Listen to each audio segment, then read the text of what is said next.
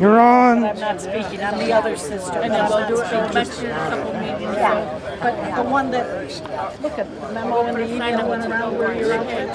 Nobody told me to 4:30. I didn't get it till different work environment.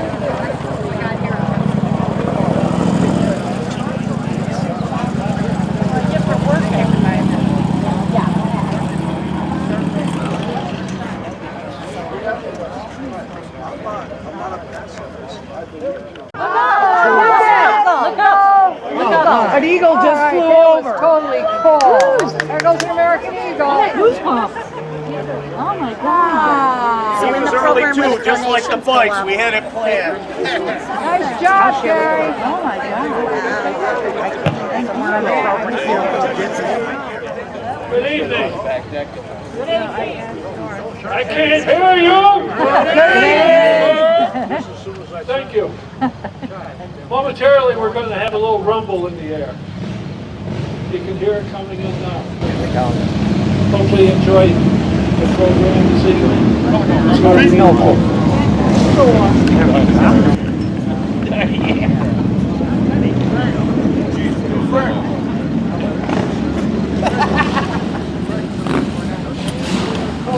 Is a Punisher motorcycle group. They support all veterans groups, police, and fire. And they take this as a great honor to defend the whole organization.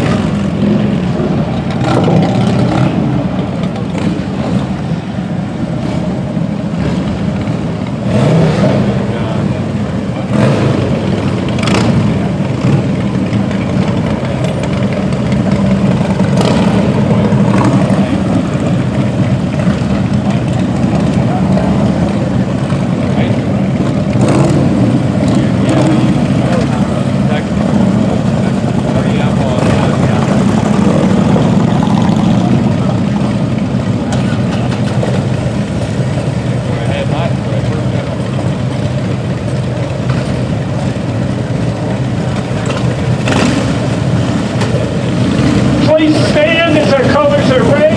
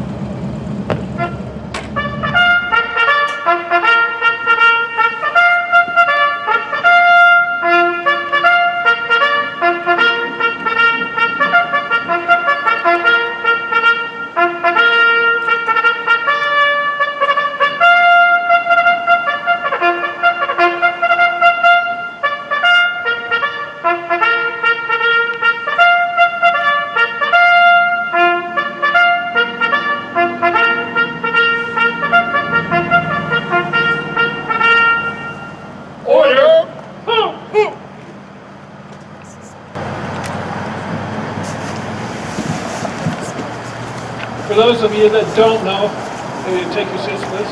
Flag. Order. Flag. I'm Jay Taylor, Commander, VFW Post 153.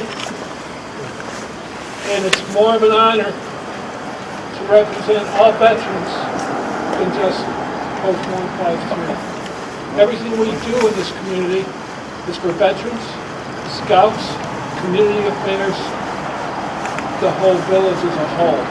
And we've reached out with a special guest tonight to Ithaca area for our special guest of honor.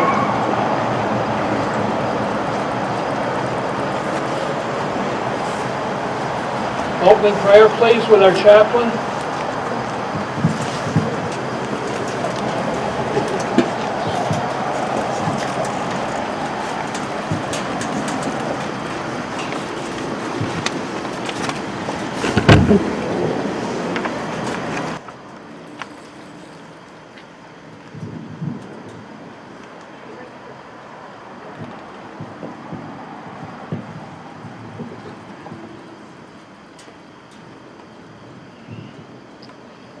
Almighty Father, who suffers in the first affliction of your children, we call upon you now from the depths of our anxiety and great concern for our countrymen and loved ones who have fallen into the hands of the nation's foes. In the face of the evils that these brave men and women endure and before the grim burdens they are forced to bear, give them courage and hope and a never-failing confidence in you. But most of all, God, we ask that the day will come when we can all celebrate the release and safe return to our homes and kindred. Give to all of us who wait and hope in the face of every disappointment the will to persevere in the cause of peace and the wisdom to conquer hate with love and every doubt with a renewed faith in you. Amen.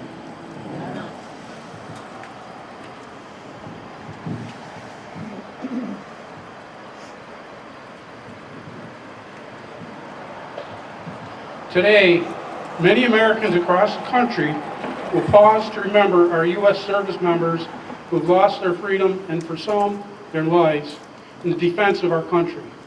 Today, and every year, the third Friday of September has been nationally designated as POW MIA Recognition Day to honor these U.S. service members, either POW, a prisoner of war, or MIA, missing in action.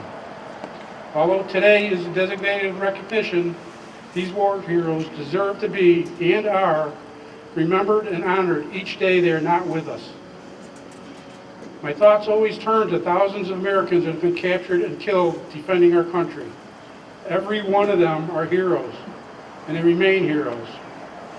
I am extremely proud to be living in our village where these military heroes are recognized and honored by our VFW Post 153, our American Legion Post 113, and by the Baldwinsville community in general. 2019. We are currently and have been involved in the Afghanistan, Iraq, and Operation Enduring Freedom wars for 17 years. It has been 45 years since the end of U.S. involvement in the Vietnam War, 67 years since the end of U.S. involvement in the Korean War, 75 years since the end of World War II, and 102 years since the end of World War I. From these wars, there are still many of our military soldiers that are unaccounted for. Our local military organizations, the Albert Glenn Richardson Veterans of Foreign Wars Post 153 and the Bernice Suttle American Legion Post 113, have adopted the POW MIA ceremonial table, which is continuously maintained and revered at all American Legion and VFW posts.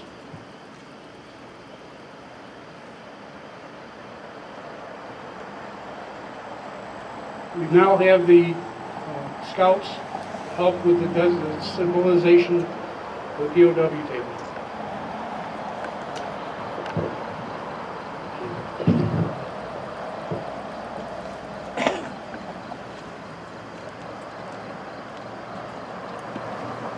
We are the faith keepers, the believers of hope. We will keep the fires burning. This nation owes no greater debt than to ensure that every POW is released and our MIAs will be reunited on this nation's soil. It is our responsibility to ensure that these heroes' families have closure and rest. The items of this ceremonial setting have been selected to represent the following meetings. The table set for one is small, symbolizing the frailty of one prisoner alone against his oppressors. Remember. Remember. The tablecloth. Tablecloth is white, symbolizing the purity of their intentions to respond to their country's call to arms. Remember. Remember.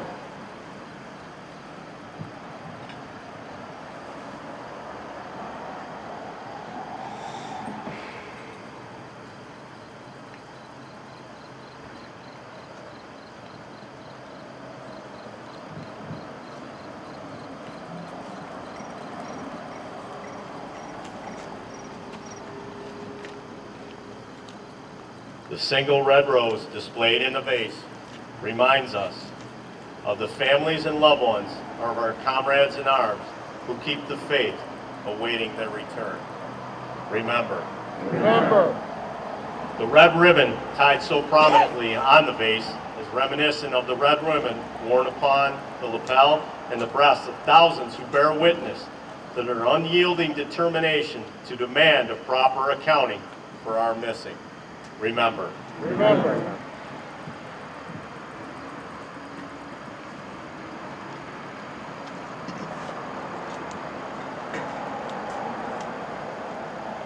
Candle.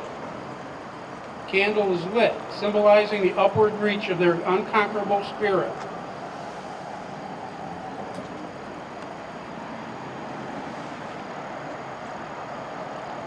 Remember. Remember.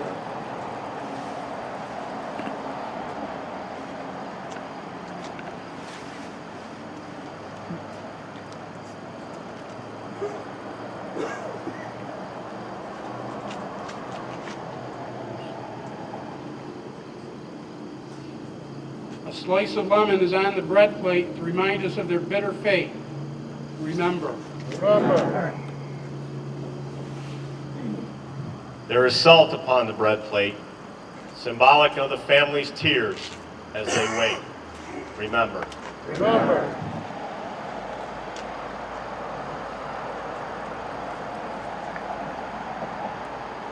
The glass is inverted. They cannot drink with us and be here tonight. Remember. Remember.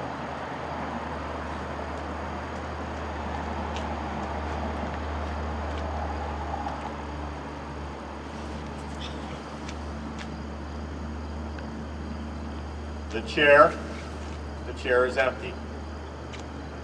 They are not here. Remember. Remember.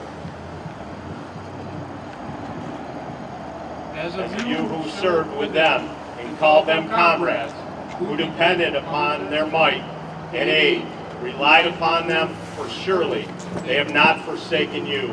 Remember. Remember.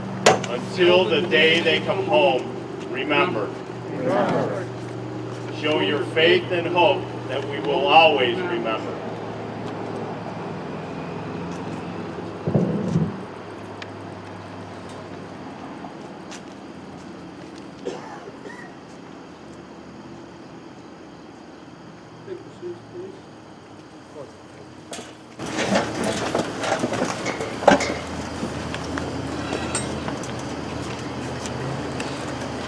At this time, I'd like to present our honored guest, United States Army, World War II, 82nd Airborne, 508th Regiment, Charlie Company, a Red Devil.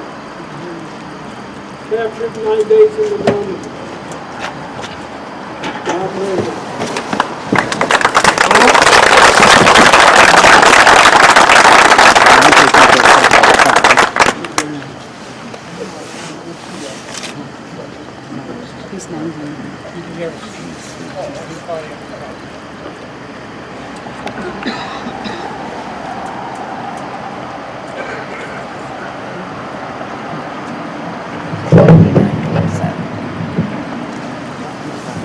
Robert Bob Nobles is from Ithaca, New York. Following the bombing of Pearl Harbor by the Japanese, Bob enlisted in the United States Army and became a paratrooper. Bob was 21 years old. Bob left his girlfriend Betty behind and traveled to Camp Blanding, a training center in Clay County, Florida. Bob was assigned to the 82nd Airborne Division, 508th BIR Charlie Company. Bob was then ordered to the famous training camp Fort Benning, Georgia, where many future paratroopers would receive their airborne training. Bob performed his first jump and many more, finally receiving his paratrooper wings. Bob was then ordered to Camp McCall, North Carolina. This is where Bob would continue his intense paratrooper training prior to deploying to Europe. Bob and Betty were married on April 25, 1943 in York, South Carolina. Bob then received orders to report to Camp Shanks, New York.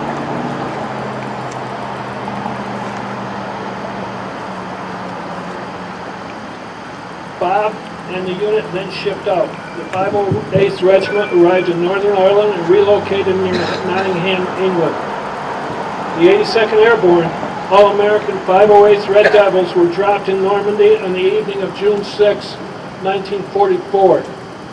Their objectives were to capture the town of St.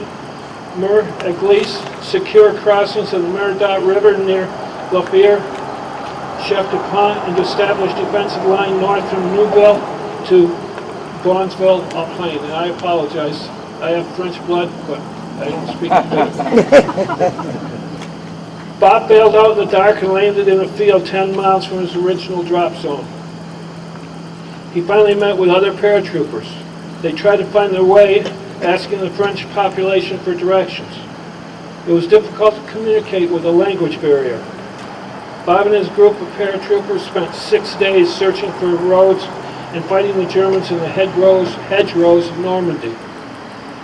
Bob, along with his group, were captured by the Germans near the Merodot River. They were held captive at a farm. After capture and considered a prisoner of war, POW, Bob was relocated to the town of Alicant, south of Normandy. While there, Bob had to work in a hospital to take care of German soldiers.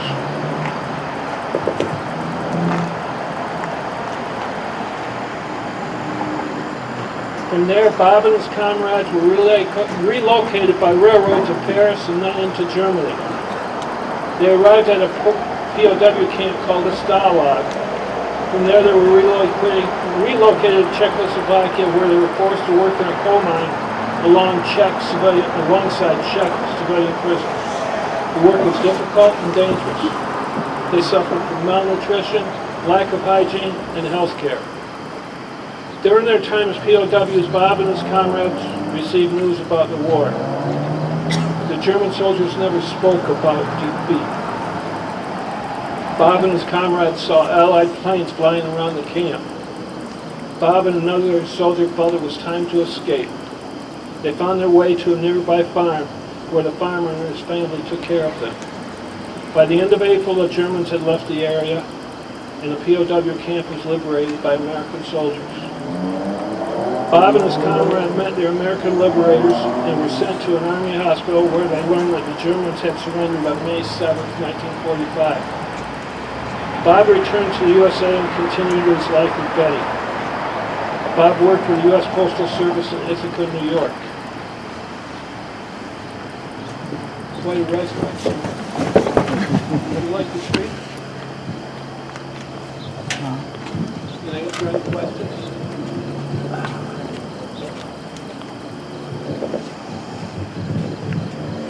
Well, I wish to thank everybody that showed up here. I don't know if I can live up to everything he said or not, but it was an adventure, and I used to like to volunteer for something dangerous, I guess. That's why I got into the paratroops. But when I got home, somebody asked me if I was going to jump again. I said, no. My 13th jump was in the combat. I said, I got out of that, so I don't want to stretch my luck any further than that. But looking back, I guess I like to sign up for something dangerous, and I guess that was dangerous. But anyway, I had a good family back of me, and got some great grandsons over here, and grandson.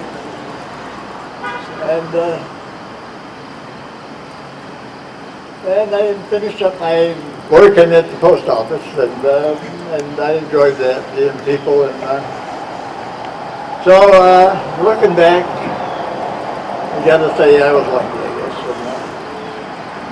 When you're up, I know one of the jumps out of the plane there, they put me up in the doorway, and I used to get in the back of the string and follow the man out. And that was dangerous when I stand in the doorway and look straight down there. When you're in the line of them, you just follow the leader out of the plane. And we just had one all the time. I had 13 jumps. Somebody says, "You're going to jump at home?" And I said, "No, 13.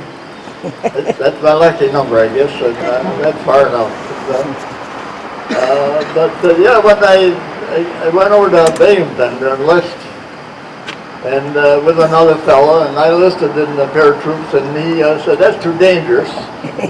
So he enlisted in the Air Corps, and he was killed in a plane crash, and 3 years later, so I'm still around, so what is dangerous? But I had a good life, a good family, grandson and 3 great grands over here, and where my father and mother are.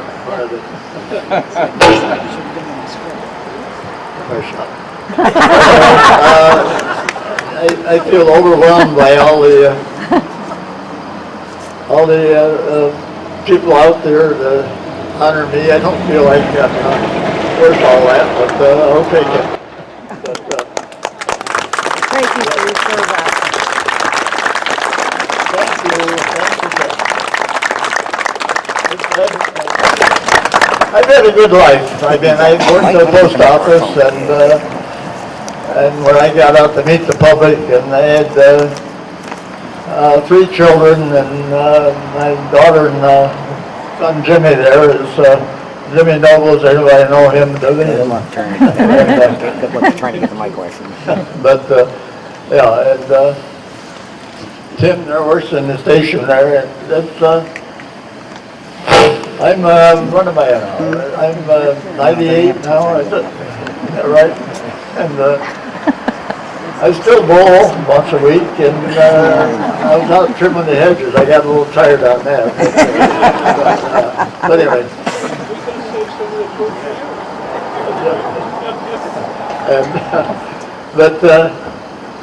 And thanks again to everybody that showed up and the people that got this together. I'm still enjoying life.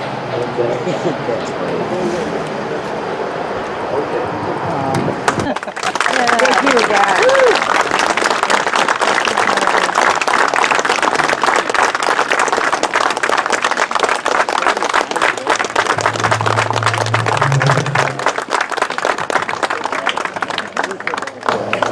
And thanks, Bob, for being here, not just you, but your entire family. Greatly appreciated for what you've gone through. For those that don't know, on Tuesday, 17 September, out of Da Nang, Vietnam, the remains of 2 MIAs were flown out to Hawaii for identification. Awesome. I saw that. I already saw that. At this time, if the people I announced would You got the stand, short please, stick. for recognition. American Legion Commander Linda Shepard.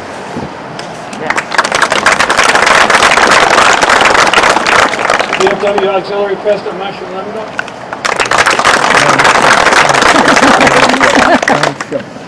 And at this time, the VFW Auxiliary would like to place wreath 1.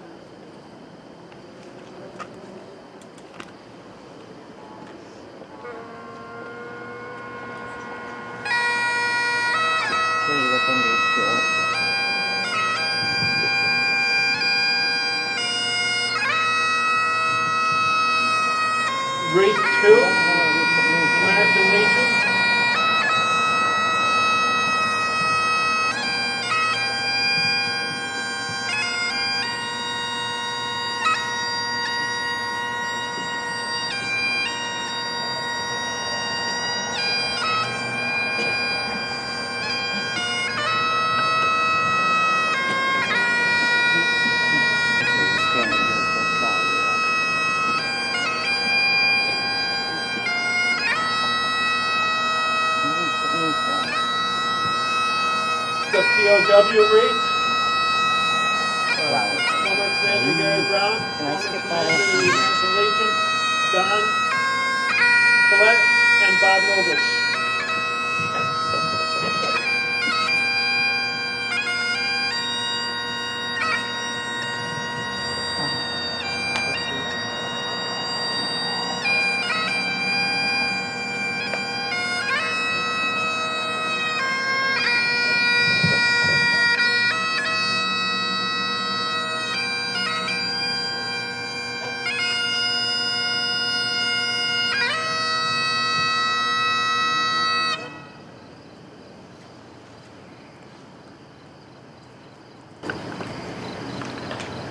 At this time, those that have carnations,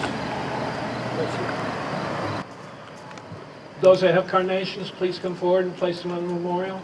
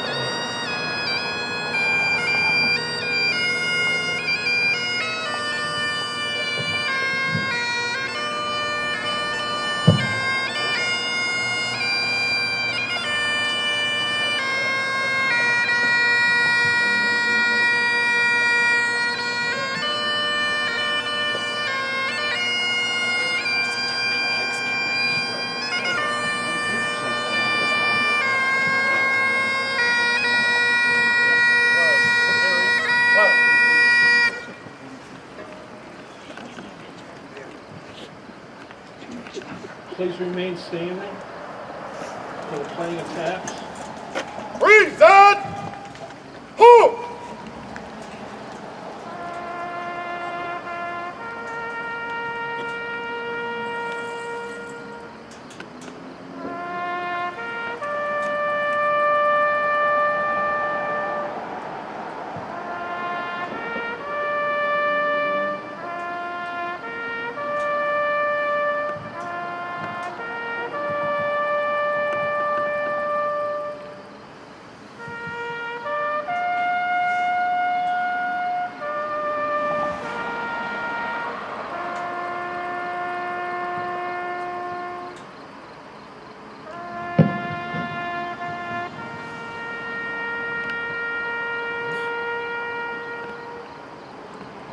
Order!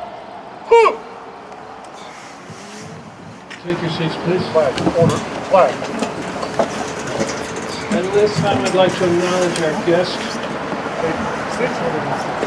Of course, family members of Robert Nobles, as well as Robert.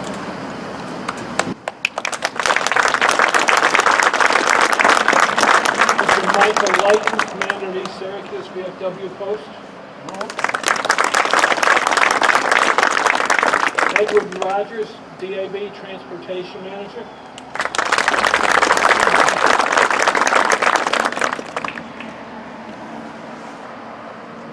The members of our local scout troops.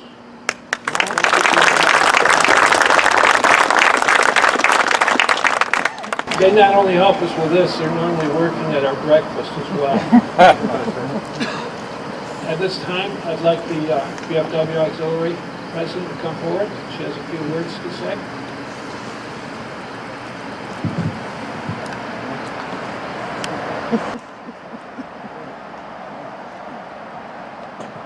We also can't forget our Girl Scouts, our local Girl Scouts in Baldwinsville, so I want to acknowledge that they were here helping this year, which was a nice addition to the program.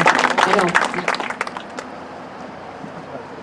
Since the American Revolution, people fighting to secure the freedom of the United States have at some points in time been held as prisoners of war. But it took more than 200 years for our country to officially recognize the sacrifices made by those Americans who spent time in enemy hands or who were declared missing in action, MIA, from U.S.-involved conflicts around the globe. National POW MIA Recognition Day, like Jay said, was established in 1979 through a proclamation signed by President Jimmy Carter. Since then, each subsequent president has issued an annual proclamation commemorating the third Friday in September as National POW MIA Recognition Day. In 1997, President Bill Clinton further strengthened the importance of the day by officially designating it as one of the 6 days per year that the POW MIA flag is required to be flown at designated federal government locations. At war's end, American casualties remained unaccounted for around the globe. Some where they had fallen, some in the depths of the oceans, and many in temporary cemeteries scattered throughout the world where battles occurred. World War II, we have 72,661 service members still not accounted for. From New York State, 5,799 of those people still remain unaccounted for. The Korean War, 7,616 service members not accounted for. From New York State, 37 people have had their remains returned, but 510 still remain unaccounted for. The Cold War, 126 service members unaccounted for, 7 of them are from New York State. Operation El Dorado Canyon in 1986, Captain Paul Lawrence of San Francisco, MIA 4/15/86. Operation Desert Storm 1991, Lieutenant Commander Barry Cook, MIA, served the Navy, and Captain Lawrence served the Air Force, MIA on 2/2/91. Lieutenant Robert Dwyer, U.S. Navy, MIA 2/5/1991. Operation Iraqi Freedom, 3 Department of Defense contractors each are unaccounted for and lost, 10903, 4904, 3307. Which leads me to express the words by a poet, Patricia O'Grady Purcells. I am the unknown soldier, some call me MIA. Some say I can't go home again. Some say I chose to stay. I am the unknown soldier who you refuse to know, a brother and a friend of yours who left me long ago. Some call me POW, the one they left behind. I am the unknown soldier, the one they never tried to find. I'm the one they never tried to find. I'm a farmer from Missouri, the soldier from St. Paul. I was the hero of my family and still my pictures upon their wall. I am a poet and a scholar and the boy who lived next door. I am the unknown soldier, long forgotten on a foreign shore. I was somebody's loving daddy. I was someone's pride and joy. I was someone's tendered lover, a worried mother's little boy. And if you should forget me here, then I should forget you too. Please, won't you try to bring me home, for I am someone who belongs to you. I am the unknown soldier with no more tears to shed. I'm just a fading memory, a part of the living dead. My country has betrayed me, yet I have forgiven you. And every night I pray to God that somehow he'll forgive you too. I am the unknown soldier, the one for whom you've cried. That familiar face that you can't face, the one your country told you died. I am the unknown soldier, with dreams you'll rescue me. And I am a man who understands that only death might set me free. We can never forget. Thank you.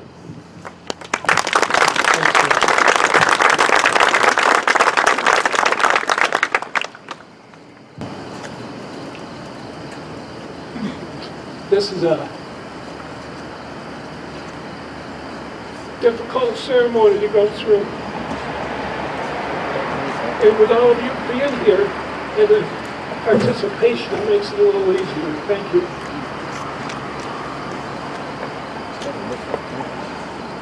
I want to thank the Punishers for their support, for being here for us. Greatly appreciate it.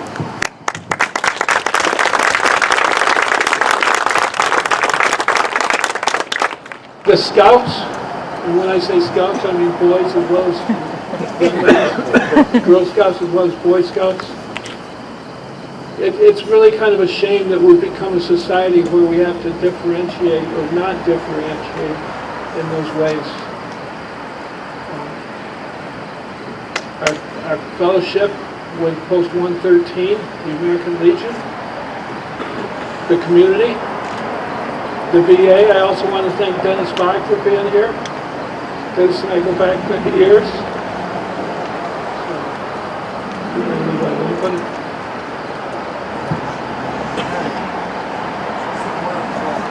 Oh, we have a Civil Air Patrol Guard member here. He's also an Eagle Scout last year. Him and his brother built the fire pit that you're going to see the construction of our flags on.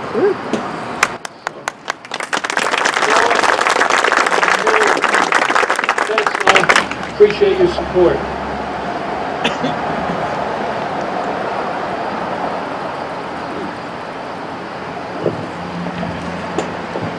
Please uncover and bow your heads for the closing prayer. Hold on.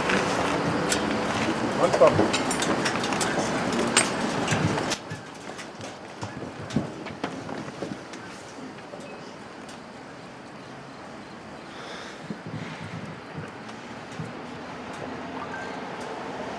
Dear Father, we pray that what we have done has been only for the betterment of those we serve.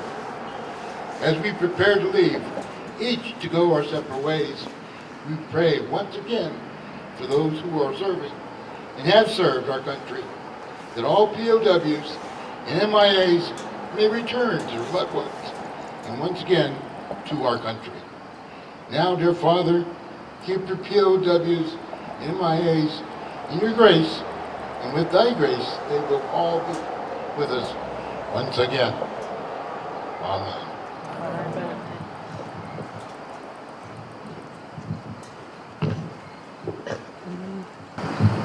Before completing this special day, I'd like to dedicate this to our past quartermaster, 9 years, Wayne Brown, was interred earlier today. And you all know Wayne. He was always here for us, and we'll be there for the family.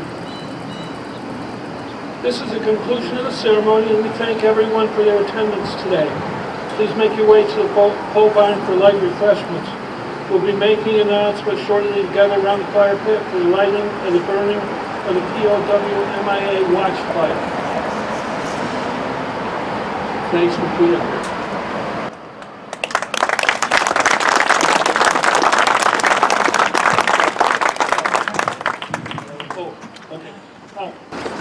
One more thing. I think I'm working on that. A couple of things for Bob. General Dynamics? Okay. That was on the end? I did From Liverpool? I did the mustard gas testing on curb lines. Make sure that, of course that was done by the safety procedures. The whole 6 years I was on the road project.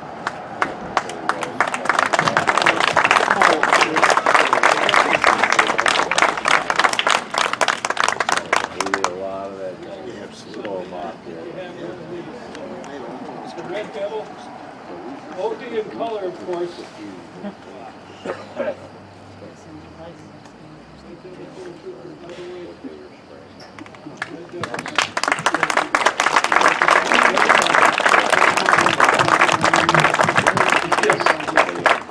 Well, thank you, and stick around because we've got pizza and wings afterwards, and we destroy the old flags. You got a date. everything had been so. The thing about the gas is that it's not sure. If you got a lift, they have damage before you leave. Right. That's how fast it go. What it did was water buried themselves. If you took a deep breath, you work faster. We used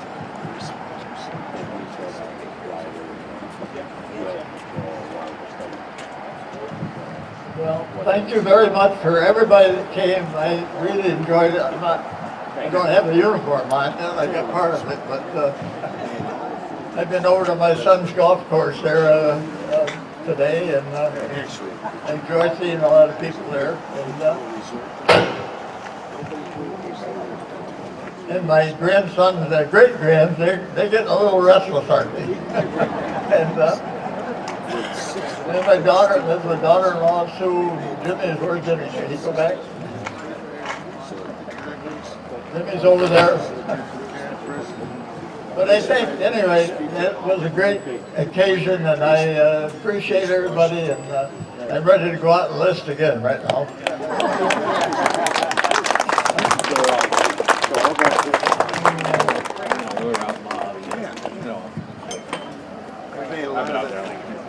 You know where Storm King Mountain is? We made the filtration for that. It's inside of a mountain. Don't worry about getting in the tank because we used to see that right before the thing. Sure. Something like that. We can't even get the air in the engine. Oh yeah, they're just full. I mean full. Were you in Storm? No, I'm talking back in the 80s. First came out. What was it like when you got that thing out of 45? I used to get it up to about 50. Did you? That thing being rocket. It's a big chunk of metal to go down the road. Because as you go through, we had another platoon of Marines. There was one platoon. Good evening, ladies and gentlemen. Tonight we come to a part of our program. As you can see, our nation's colors are laid upon this pit. Their ashes will be returned into the soil of this great nation. We honor them the proper way. With this fire has three meanings: to return the colors to the soil, that this fire may shine bright as a watchfire, that those who are lost may find their way. From back in the revolutionary times when these fires were lit after battle, that the soldiers found their way back to their camp, injured, lost. They knew where to go. The fires burned bright. And that is our fire that burns within our hearts, to always remember and never forget. It is our duty, our mission. Those that have worn the uniform and all you who stand with us today, you are here for a reason. We will never, ever let this nation forget that our soldiers are out there. They need to be brought back. Our hope, those that are still prisoners of war will be returned, and those missing in action shall be laid upon this soil. It is our mission, our duty to never forget that. No mission has ever been complete or a success until all those on roster are accounted for. Third, I ask you tonight, as a special meeting, as these flames start, 22. Some of you know that number. This fire burns to let you know somebody that feels there are no way out. 22 veterans a day take their own lives. They don't understand. They don't feel worthy. They're alone. They're scared and afraid. We're here. Talk to somebody. Reach out to somebody. Just be there. Our mission, our duty is to never let that happen. That number should never be above 1.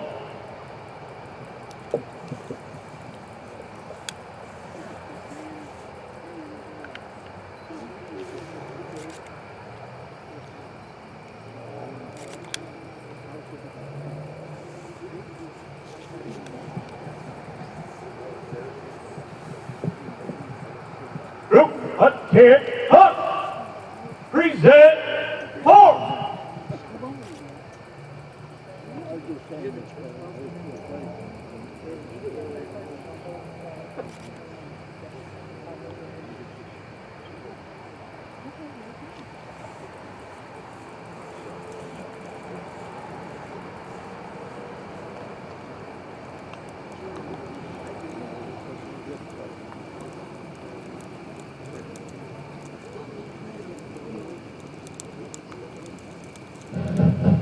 Blood, sweat, and tears shall be perished back into this earth.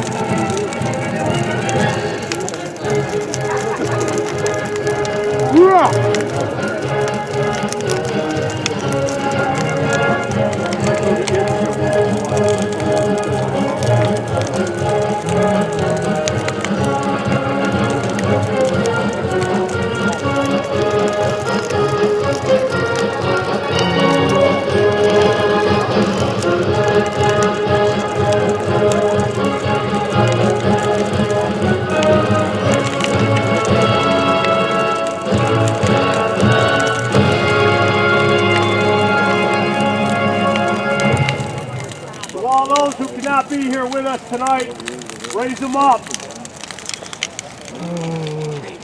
We salute you. Yeah.